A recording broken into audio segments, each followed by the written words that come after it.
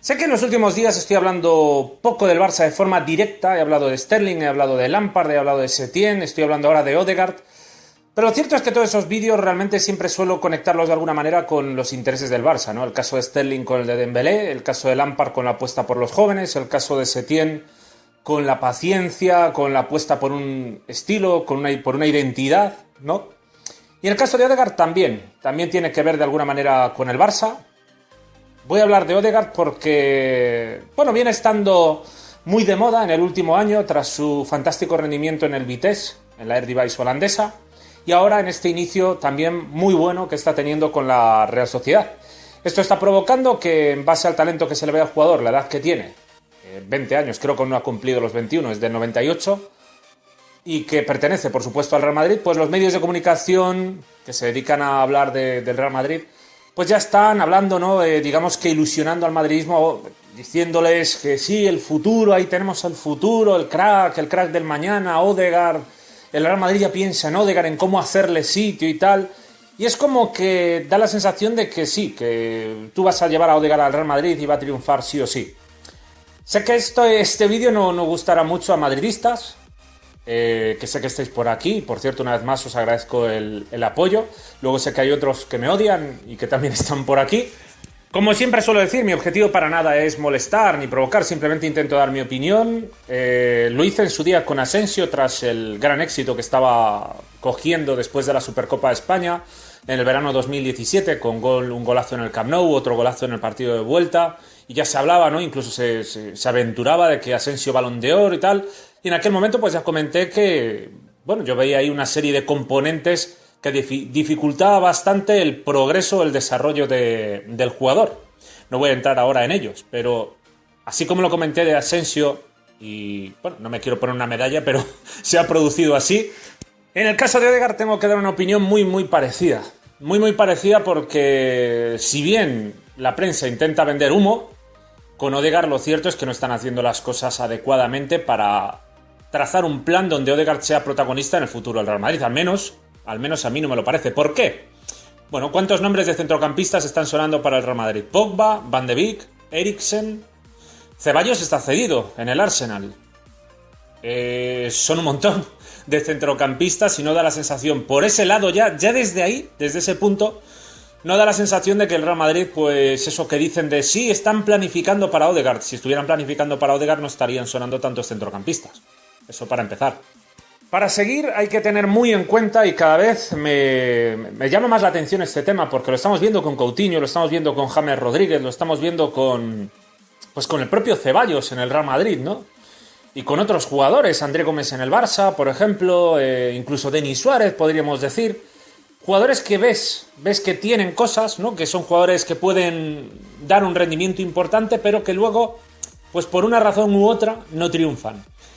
Y tiene que ver, por supuesto, el estilo de juego del equipo en el que están y el rol que les designan. También con quién están jugando, en qué dinámica está el equipo, etc. Pero con esto a lo que voy, por si no me estoy explicando bien, es que si mañana, por ejemplo, si la próxima temporada el Real Madrid recuperara a Ødegaard, que creo que no lo puede hacer, no estoy seguro, pero creo que el contrato de cesión con la Real Sociedad son 2 años, termina en 2021. Es decir, al finalizar esa temporada no, al finalizar la siguiente, creo, igual me estoy equivocando. A lo mejor existe una opción de traerle antes de que termine esa cesión, pero si no me equivoco, creo que el contrato con la Real Sociedad es ese. Bueno, supongamos de todas formas que lo traen para la temporada 2020-2021, para la siguiente temporada. ¿Qué haría el Real Madrid con Ødegaard? ¿Dónde va a jugar? ¿Cómo va a jugar? Esa es la clave. Porque que Ødegaard tiene talento ya se veía desde el momento en el que lo fichó el Real Madrid. O sea, bastaba ver unos cuantos vídeos para ver cómo esconde la pelota, cómo juega en corto, la calidad que tiene para filtrar pases entre líneas, desbordar incluso. O sea, por supuesto es un fantástico jugador, pero el problema vuelve a ser el mismo que con James. Que James es otro fantástico jugador, pero ¿dónde está? Es decir, ¿para qué lo has fichado? ¿De qué va a jugar? Pues en el caso de Ødegaard es un poco lo mismo. Ødegaard es claramente un 10. Un 10 clásico, un jugador para jugar ahí en esa zona de 3/4 que, como le está pasando a los que he citado, a los Coutinho, a los James, etcétera, pues son futbolistas que si no tienes el entrenador adecuado, si no tienes el estilo de juego adecuado, sufren, lo pasan mal porque defensivamente aportan muy poco Muy poco, no están nada acostumbrados a trabajar defensivamente. Y ofensivamente, si el equipo no se basa mucho en ellos, no le buscan mucho, no pasa el juego mucho por ellos, el resto de compañeros no se mueve como está pasando en la Real Sociedad, que es a donde voy, ¿no? En la Real Sociedad, cualquiera que eche un vistazo a los partidos ve en Ødegaard a un jugador protagonista. Un jugador protagonista, un jugador donde Imanol, el entrenador de la Real Sociedad y su cuerpo técnico, pues han trazado un plan para que él sea el futbolista protagonista en la fase ofensiva a partir de 3/4. En el caso del Real Madrid eso ya es más difícil, porque para empezar tienes a Hazard, que es un futbolista que necesita ser líder y protagonista. Que sí, ocupa otra parte del campo, ocupa una zona del campo como pseudo extremo, ¿no? Por decirlo de alguna manera. Un tipo Messi, pero jugando del otro costado. Y alguno pues me diría que, bueno, pero Ødegaard cambiaría y jugaríamos en el 4-3-3 como tiene el Barça, jugaría como interior, ¿no? Como interior, como ha jugado Modric, Kroos, pues Ødegaard pasaría a ocupar una de esas posiciones, ya. Pero es que para esas posiciones tienes que tener cierta base defensiva que al menos a día de hoy yo no veo en Ødegaard. Yo, a día de hoy, insisto, no veo en Ødegaard esa capacidad defensiva y aparte, insisto, jugar en un centro del campo, pues lo hemos visto con James. Es que para mí Ødegaard es un jugador calcado a lo que es puramente James. Y el Real Madrid ha desaprovechado a James enormemente. También el Bayern, que no lo ha sabido aprovechar. Y de hecho con Coutinho empieza a pasar un poco lo mismo, si bien ese sería, como suelo decir, tema para otro vídeo.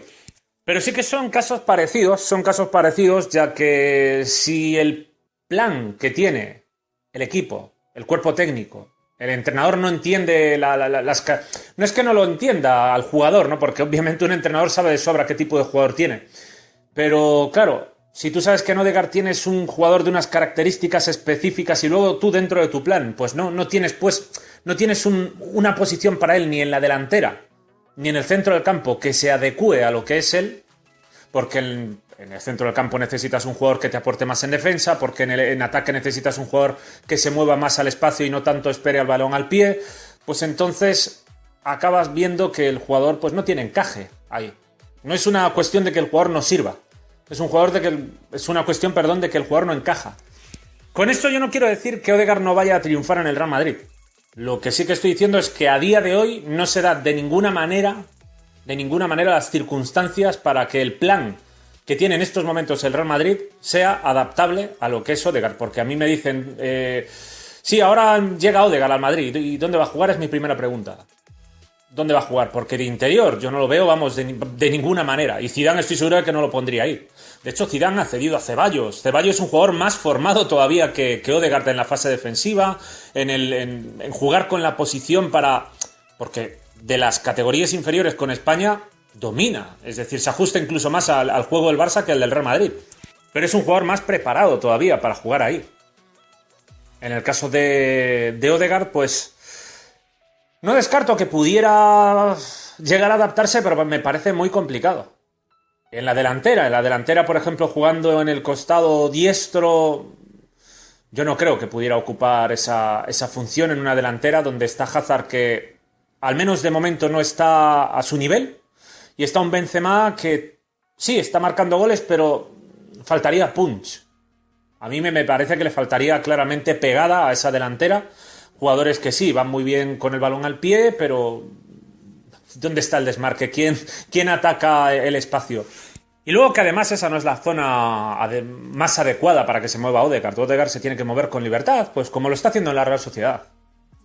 Por tanto, y para ir terminando, yo creo que desde luego Ødegaard es un fantástico jugador. Un muy buen fichaje el que ha hecho el Real Madrid, pero claro, es para mí el propio Real Madrid el mayor enemigo del jugador. Al igual que el Barça cuando fichó a Coutinho, ¿no? O sea, tú fichas a Coutinho por ese dineral para luego ¿jugar dónde? O sea, terminar jugando en esa posición. Bueno, de hecho, lo que acabo de comentar de Ødegaard jugando como falso extremo diestro es parecido a lo de Coutinho jugando como falso extremo zurdo, ¿no? O sea, una posición donde no encaja. O sea, sí lo puedes poner por ahí, a lo mejor te marca un golazo un día o te da una asistencia tal, pero no, para nada le sacas el máximo rendimiento. Es como intentar sacar todo el jugo de una naranja, como mucho le sacas unas gotitas, ¿eh? Como mucho le sacas unas gotitas poniéndole ahí y evidentemente estás perjudicando al jugador.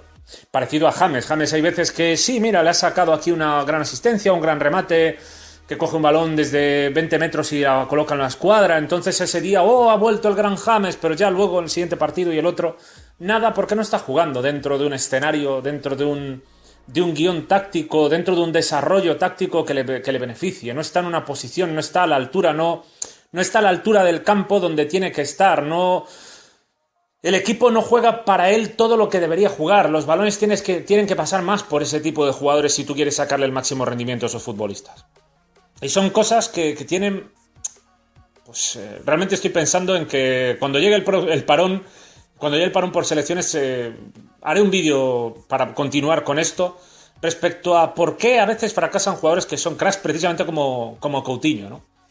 Y que para mí, ya doy la clave ahora, ya hago aquí un super spoiler, pues para mí fracasan evidentemente por una mala comprensión, sea de la dirección deportiva, sea del cuerpo técnico o del propio jugador, de su papel dentro del equipo, de su papel dentro del proyecto. En el caso de Ødegaard, pues yo creo que existen unas altísimas probabilidades de que esto suceda, porque sí, pueden hablar mucha historia de que Ødegaard, sí, lo que está haciendo tal, pero realmente siguen buscando centrocampistas. Y si el Real Madrid estuviera realmente interesado y convencido en Ødegaard, intentarían traerlo de vuelta el próximo verano y hacerlo pues un jugador indiscutible en ese centro del campo, líder, que no me da la sensación de que se vaya a ser el plan. Por tanto, creo que mi opinión, anticipándome, es muy prematura, eso sí, me puedo equivocar, pero mi opinión, en base a lo comentado, lo expuesto, en base a esos argumentos, pues es que el Real Madrid desaprovechará en el futuro a Ødegaard, salvo que haya cambios importantes y el Real Madrid acierte con un entrenador nuevo, que viene con una filosofía muy adecuada a lo que es Ødegaard y consiga sacarle pues el máximo rendimiento y entender lo que es el jugador y lo que puede sacar del jugador. Cosa que no da la sensación de que vaya a producirse, porque por ejemplo, si llegara Mourinho, ahí sí que ya tengo totalmente claro que Ødegaard pues sería muy muy difícil, por no decir imposible, que triunfara en el Real Madrid.